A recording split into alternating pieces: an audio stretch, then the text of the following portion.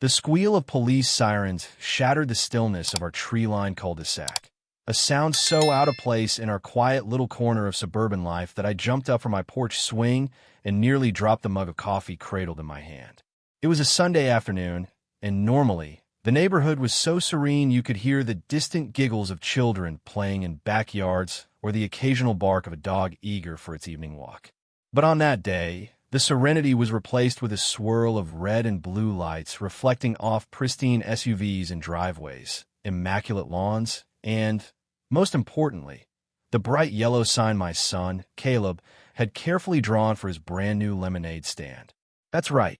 Someone had called the cops on a 10-year-old's lemonade stand. My heart lurched when I saw the cruiser slow to a stop right in front of our house. I had a suspicion about who had complained. Even though we lived in a fairly friendly neighborhood, there was a new homeowners association president who interpreted the community bylaws as if he were the sheriff of an Old West town. Some folks called him Marshal Bill, though his real name was Bill Harrison. He didn't find the nickname amusing. He'd already tried to ban sidewalk chalk art, porch wind chimes, they were too distracting, and backyard trampolines. I guess a lemonade stand was next on his hit list. I patted my racing heart, shot a quick glance at Caleb, whose big eyes were glued to the cruiser, and marched off the porch to meet whatever officer was climbing out of the driver's seat. Deep down, I had a bizarre sense of relief because if the situation got truly ugly, I had an ace up my sleeve. My brother is the police chief in our township. Not that I intended to pull that card right away. My plan was to stay calm and sort this out peacefully. But it was a comfort to know I wasn't without resources. When the officer emerged from the cruiser, I realized he looked almost as nervous as I felt. He was young, late 20s, maybe tried to exude authority while awkwardly adjusting his cap.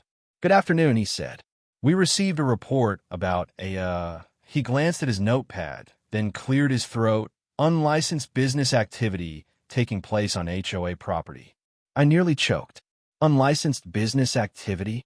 I echoed, arching an eyebrow. "Officer, my son is selling lemonade to the neighbors for 50 cents a cup. No harm intended." Caleb, wearing an oversized apron splashed with lemon-printed fabric paint, stood behind the cardboard table. His sign, Caleb's Lemonade, 50 cents, flapped in a soft breeze. A bright pink piggy bank, where he planned to stash his well-earned coins, sat within arm's reach. Before the officer could respond, Bill Harrison made his grand entrance. His presence was impossible to ignore, a tall, broad-shouldered man in a crisp polo shirt tucked into pressed khaki shorts, sporting an expression that screamed, "I am the law." His starchy composure contrasted with our relaxed Sunday vibe, so starkly that it felt almost comical. "Officer, thank you for responding so quickly," Bill boomed, sidling up beside him. "We have strict HOA guidelines about unauthorized commercial enterprises in the neighborhood. We can't allow every Tom, Dick, and Harry to set up shop on the sidewalks, you understand." I bit my tongue. Tom, Dick, and Harry? Caleb was a kid with a table and a pitcher of lemonade. Still, I forced a pleasant smile. The last thing I wanted was a confrontation that might upset my son. "Mr. Harrison, was it really necessary to involve the authorities?" I asked, trying to keep my voice steady. "Caleb is just having some harmless fun." Bill's nostrils flared. "Bending the rules leads to chaos. I don't mind children making some pocket change, but you can't disregard the HOA regulations. If I let him do this, I have to let everyone do it." A flicker of indignation stirred inside me. Everyone else in the neighborhood loved kids' lemonade stands. This was as American as apple pie, a small slice of summer tradition. Yet Bill seemed determined to quash it. I opened my mouth to protest, but the young officer gently intervened. "Ma'am, we got a complaint, so I came to check if there's any violation of local ordinances," he said, glancing from Bill to me. "I'm not here to shut anyone down just yet, but if there's an HOA rule." He let the sentence hang, leaving me to fill in the blank. That was how these HOAs often worked. Sometimes their rules carried surprising weight, even with local law enforcement. I felt a flash of anger. So that's how Bill wanted to play, leaning on an officer's presence to bully a harmless stand into oblivion. I drew a slow breath, squared my shoulders, and prepared to fight back calmly. Because what Bill Harrison and this rookie officer didn't realize was that if push came to shove, I had family in high places. My older brother, Dominic, was the newly appointed police chief. I could hear Dominic in my head, urging me not to lose my cool. He'd handled far worse than Bill, and so could I. Still, the tension around us was electric. This was only the beginning of a bizarre chapter in my family's life. One that would pit us against the HOA's pettiness, unravel neighborhood secrets, and ultimately reveal exactly how small our suburban bubble really was. After a few more minutes of tense back and forth, the officer awkwardly explained that he had to file a statement, but he wasn't handing out citations or anything so drastic. He took down my name, my address, and a brief summary of what Bill labeled excessive noise and commercial activity. I couldn't help letting out a small snort at that, which earned me a glare from our esteemed HOA president. Meanwhile, Caleb watched this exchange with a worried frown, as if sensing that his precious lemonade enterprise hung in the balance. Once the officer left, Bill stuck around. He folded his arms across his chest, as though he was guarding the gates to a fortress. "I'll be checking in to make sure this doesn't happen again," he announced, shifting his attention between me and Caleb. "If you want to fundraise, do it off HOA property. Take it to the farmer's market downtown, or see if your church will hold a bake sale. But this sidewalk is governed by our association." Understood. I was doing my best not to roll my eyes, especially in front of my son. "Yes, Bill. I understand." "Good." His tone made it clear he was relishing this. "And tell your neighbors, too. No more stands. Next time, it won't be a friendly reminder." He left on that note, practically marching away with his chest puffed out. The moment he was out of earshot, I let out an exasperated groan. "I'm sorry, Caleb. I know this stinks." My boy swallowed hard, trying to appear brave. "It's okay, Mom," he said quietly. "I just wanted to do something fun, earn a few dollars, maybe buy that new puzzle game I saw at the store. I didn't mean to make anyone mad." I gathered him in a hug and kissed the top of his head. Caleb had always been a thoughtful kid, the type who'd pass out homemade cookies to neighbors during the holidays and shovel snow from elderly Ms. Lewis's walkway in winter.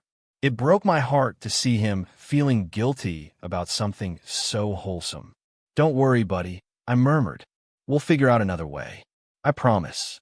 Still, my mind churned with frustration. Who complains about a lemonade stand? Who disrupts a child's innocent effort to learn a bit about entrepreneurship and community? Bill Harrison, that's who. And, ironically, he had no idea about my connection to the local police department. A petty part of me wanted to pick up my phone right then and call Dominic to see how he'd handle the situation. However, I had a streak of independence. I didn't want to tattle or lean on my brother's position unless I absolutely had to. That evening, we put away the lemonade stand, packing up the table, pitcher, and sign. Caleb tried to hide his disappointment, but I could see the shine in his eyes whenever he sneaked a glance at the piggy bank that held a grand total of $4.50. It was more than a few coins. It was the reward for his creativity and industry. I made a nice dinner, roast chicken with vegetables, but I could barely taste it. My appetite was ruined by Bill's pompous attitude. I decided to take a walk after dinner to clear my head. Our neighborhood might be run by a strict HOA, but it was a beautiful place. Towering oak trees shaded the sidewalks, and the lilac bushes were in full bloom around the meticulously maintained common areas. As I strolled, I passed by neighbors who gave me sympathetic nods. Word spread quickly. Apparently, a few had witnessed the run-in with Bill. Some offered encouraging words. "Our kids used to run lemonade stands all the time. It's ridiculous they're stopping it now." Another neighbor, an older gentleman who'd lived here for decades, whispered conspiratorially, "We used to have bake-offs in the cul-de-sac. The HOA never cared until Bill took over." I started to see a pattern. Bill wasn't just a killjoy about lemonade stands. He was systematically cracking down on anything that disrupted his sense of order. The wind chimes, the chalk art, those were minor, but symbolic. He was establishing a reign of intimidation, and if people didn't push back, he'd keep tightening his grip. Later that night, after tucking Caleb into bed, I sat in the living room, flipping through channels. Everything on television felt trivial. I couldn't stop stewing about Bill's petty tyranny. My phone lay on the coffee table, and I stared at it, thinking about Dominic. We'd been close growing up. Dominic was the big brother who taught me how to throw a baseball and drive a stick shift, and I was the kid sister who believed he could do anything. He'd moved back to our town only a few months ago when he was appointed chief of police after a long career in a bigger city. We'd joked about how nice it would be to have family nearby again, and he teased me about moving out of the boonies to his more central part of town. Still, we'd been thrilled to be within a short drive of each other. Now, I wondered if it was time to talk to him about Bill. Not to pull rank, but to see if the HOA even had the legal standing to boss kids around like that. Because if Bill was using the police department as a scare tactic, that was something Dominic would want to know about. Around 10 o'clock, I finally picked up the phone. Dominic answered on the second ring, his voice warm and familiar. "Hey sis, what's going on?" I told him everything, from Caleb's entrepreneurial aspirations to Bill's over-the-top complaint. I half expected Dominic to laugh, but he grew quiet, and I heard the low rumble of disapproval in his voice. "I don't care if there's an HOA regulation. That's still borderline harassment," he said. "They can't just call the cops every time someone does something on their property that they dislike. But let me look into it. I'll let you know if the department is allowed to enforce HOA rules like that." A weight lifted off my shoulders. Just talking to Dom made me feel less alone. And while part of me disliked the idea of stirring up more trouble, another part, the maternal part that wanted to teach my child that bullies shouldn't go unchallenged, felt a surge of determination. This wasn't about lemonade anymore. It was about not backing down when someone abused their position of power. A plan began to form in the back of my mind. If Bill thought a cameo by the police would scare us all into submission, maybe I could show him that real authority isn't wielded by those who bark the loudest. Maybe there was a way to reintroduce that sweet, simple stand, legally, and in a way the entire neighborhood would get behind. Dominic's final words before hanging up echoed in my mind.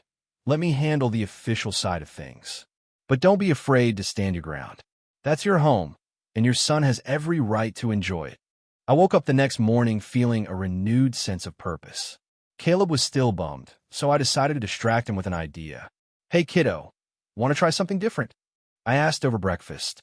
"What if, instead of setting up one little lemonade stand, we go bigger, like a neighborhood block party maybe?" He paused mid-bite of cereal. "A block party? Would the HOA even allow that?" I gave him a mischievous grin. "Well, according to the bylaws, the association has to vote on major events that use communal space. And if enough neighbors want it, Bill can't just veto it on his own." The concept was simple.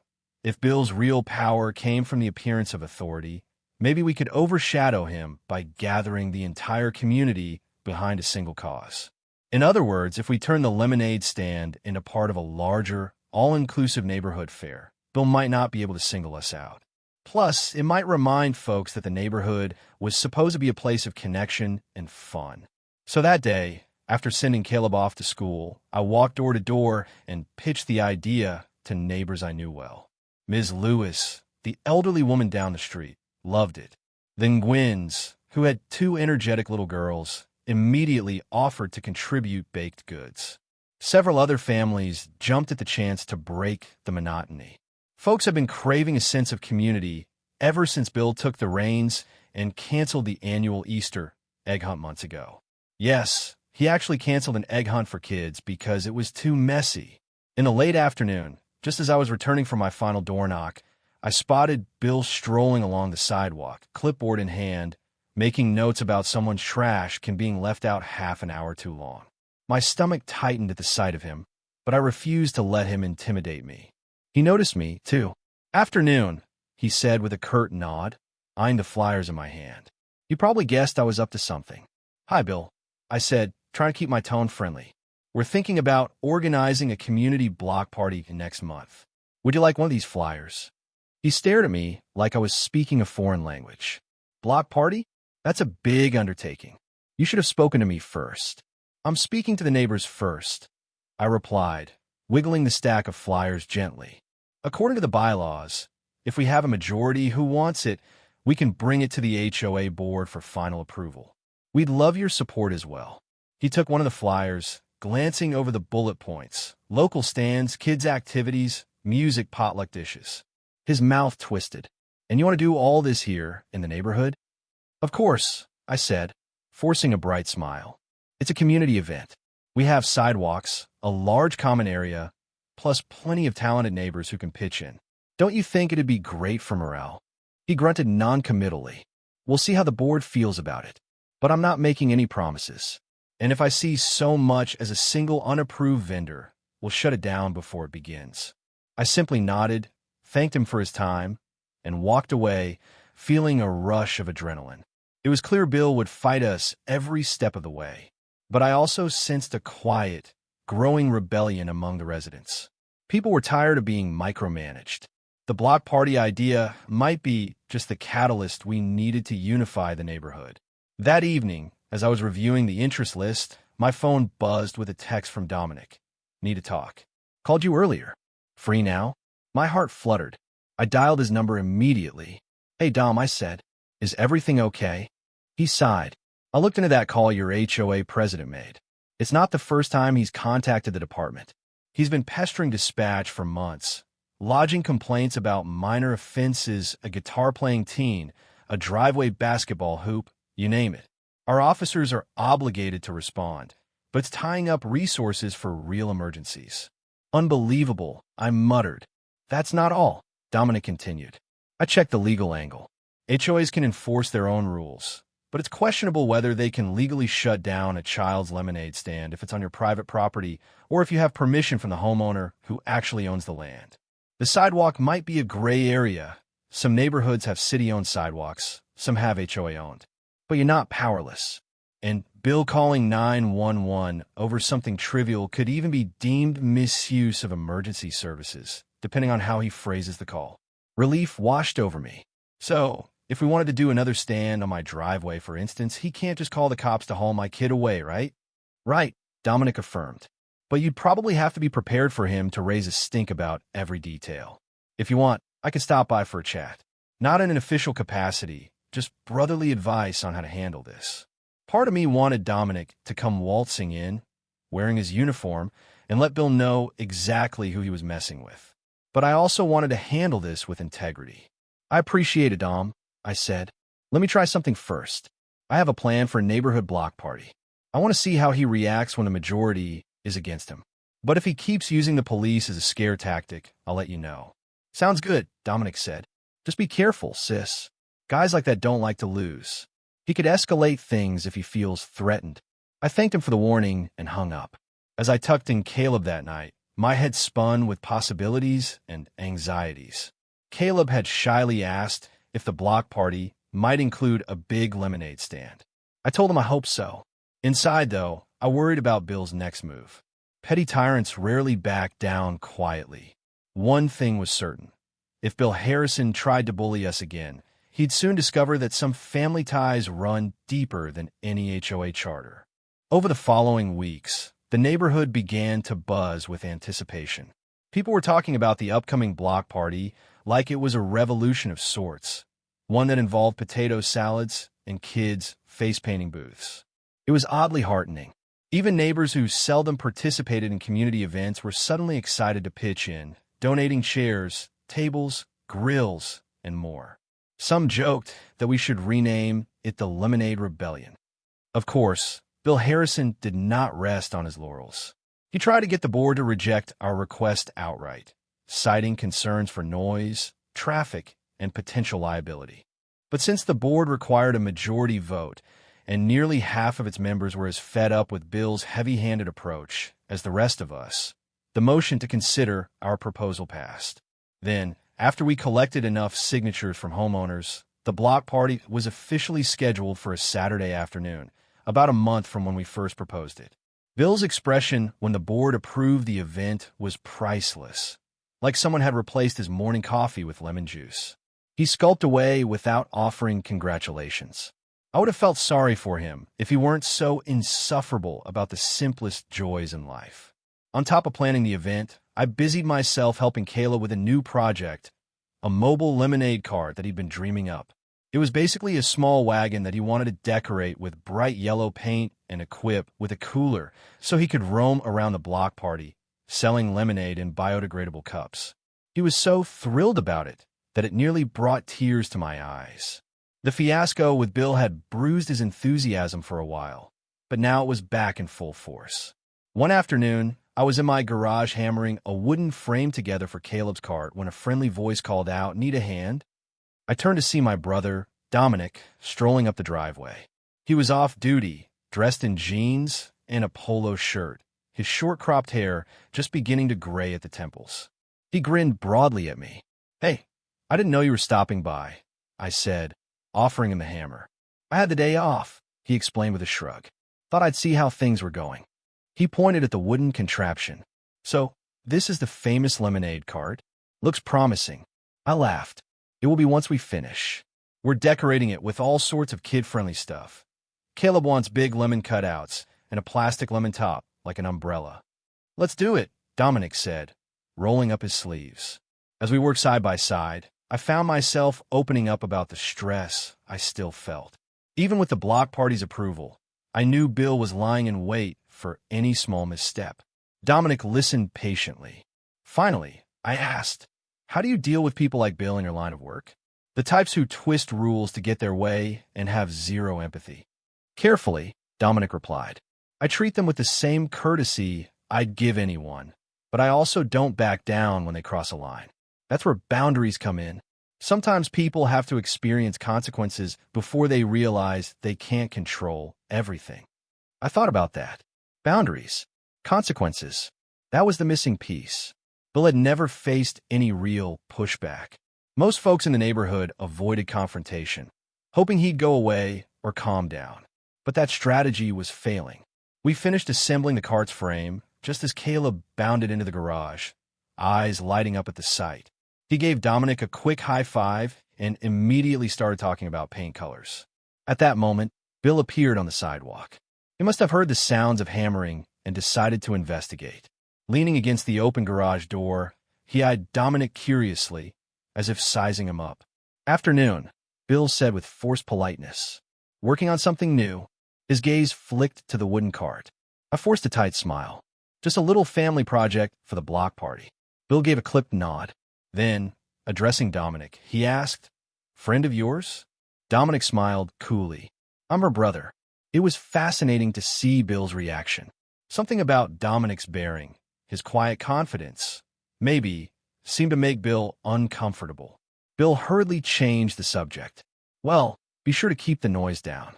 We've had complaints about construction after hours. You wouldn't want to violate the HOA guidelines." My brother raised an eyebrow. "This is the middle of the afternoon," he pointed out, "and I don't see any heavy construction equipment here." Bill blinked, then recovered. "Just a friendly reminder. We're all neighbors here." He cleared his throat and quickly excused himself. After Bill left, Dominic arched a brow at me. "He's something else," he muttered. "Yep," I sighed. "Just wait till the block party. I'm sure he'll have a list of demands." Dominic only shrugged. "He can list all he wants. But if everything's done by the book, there's not much he can do to shut it down. And if he tries calling the cops on a kid's lemonade cart again, well, he gave me a sideways glance and a smirk. He might be surprised who shows up." I couldn't help smiling back. In that moment, I felt a sense of solidarity, a conviction that we had every right to celebrate in our own neighborhood without fear of Bill's petty rulebook.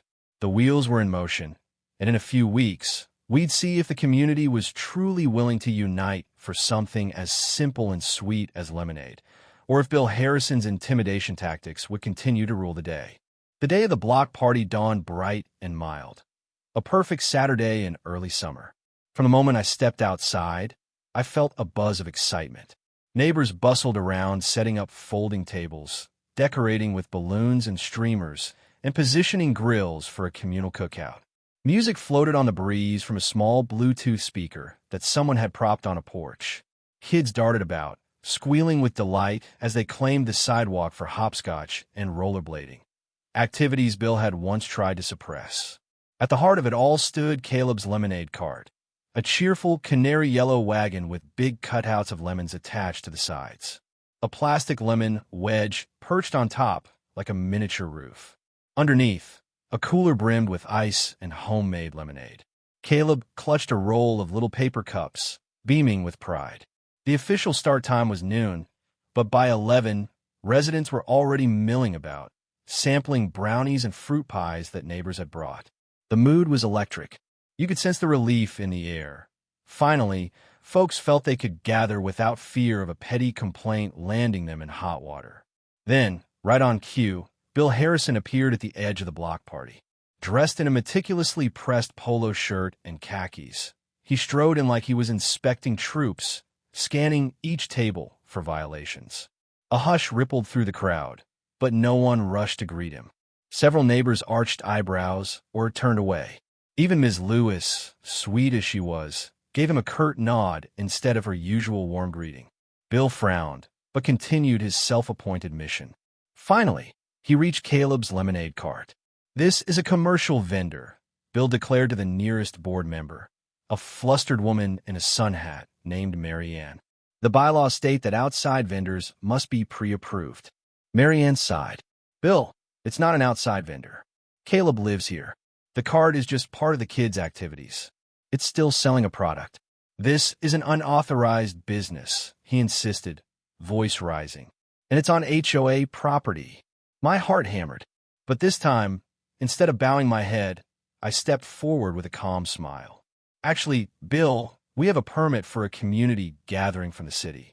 And as for the lemonade, the HOA board voted to allow food and beverages to be sold as part of the block party. Remember, you were there. Your complaint was noted, but overridden." Bill's face turned a shade of red, as if he couldn't decide which part to argue against first. He settled on the one that seemed easiest. "Well, if there's noise, if there's a disturbance, if any neighbor complains, I won't hesitate to call the police again." The statement hung in the air, a thinly veiled threat. That was when Dominic stepped up from behind the cart, wearing civilian clothes but undeniably exuding the air of law enforcement. He extended a hand, politely but firmly. "Chief Dominic Reyes," he said, "I've been monitoring the event as a citizen and as family. Is there a particular disturbance you're referring to, Mr. Harrison?" Bill looked like a cat that had just realized the canary was a hawk in disguise. He hesitated, glancing from Dominic to me, then back again. "Chief, my sister told me about the troubles she's had with you. I wanted to ensure everything is running smoothly," Dominic said, his voice measured. "So far, I see a well-organized, positive community gathering. I don't see any violations worth police intervention." Several onlookers stifled smiles. Bill's eyes narrowed. "I have every right to report wrongdoing in this neighborhood," he snapped. "I'm the HOA president. I enforce the rules." Dominic's expression was gentle but unyielding.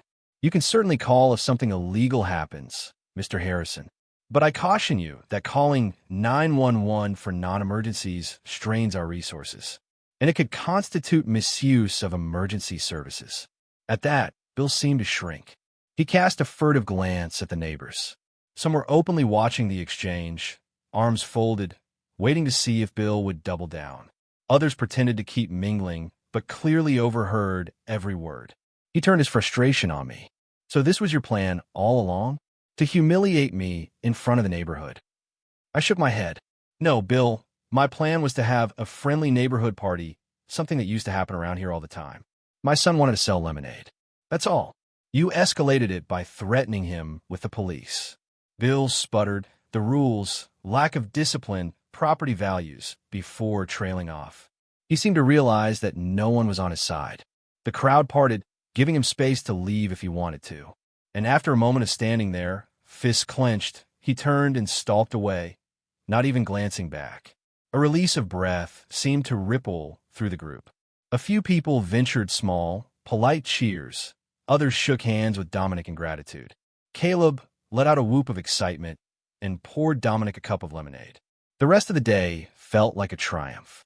The grills fired up, kids laughed while chasing soap bubbles, and neighbors chatted for hours, reveling in the simple joy of community. Dominic stuck around for a while, relaxing with a burger and praising the homemade lemonade. Caleb, for his part, got more business than he ever expected. Neighbors lined up to buy cups from his cart. Many even overpaid, slipping him dollar bills or fives, telling him to keep the change. By the end, his piggy bank was bursting. Later that evening, as I helped Caleb count his earnings and pack away the cart, he asked, Do you think Mr. Harrison will come after us again? I ruffled his hair. I don't know, honey. But if he does, we'll stand up for ourselves. That's the important thing, to show that one bully can't control the whole neighborhood. Caleb nodded solemnly. I'm glad Uncle Dom was here, he said, smiling. He's cool. He's the coolest. I agree, my heart warmed. When the block party finally wound down, neighbors parted ways with leftover goodies and new friendships. Ms. Lewis cornered me to say how grateful she was for the event, telling me it reminded her of the way things used to be around here. Then Gwen family insisted we come over for a potluck soon, and Mary Ann from the HOA board gave me a conspiratorial wink. She hinted that Bill's presidency might be challenged at the next election if enough folks were brave enough to run against him. I didn't know what the future held for Bill, whether he'd let his pride go or double down on a losing battle. But I knew one thing for certain. A sense of hope had returned to our neighborhood. We'd stood together for something as simple and symbolic as a lemonade stand. And in doing so, we'd affirmed that rules should serve people, not strangle their joy. That night, as I tucked Caleb in, he squeezed my hand. Thank you for helping me, Mom, he whispered. I kissed his forehead. Anytime, sweetheart. Now get some sleep. We got a lot of leftover lemonade to sip tomorrow. I turned out the light, thinking about how a single afternoon had changed the atmosphere on our street. Maybe Bill Harrison learned something, too, that calling the cops on a child's lemonade stand could bring more trouble than he bargained for, especially when the child's uncle just so happened to be the chief of police.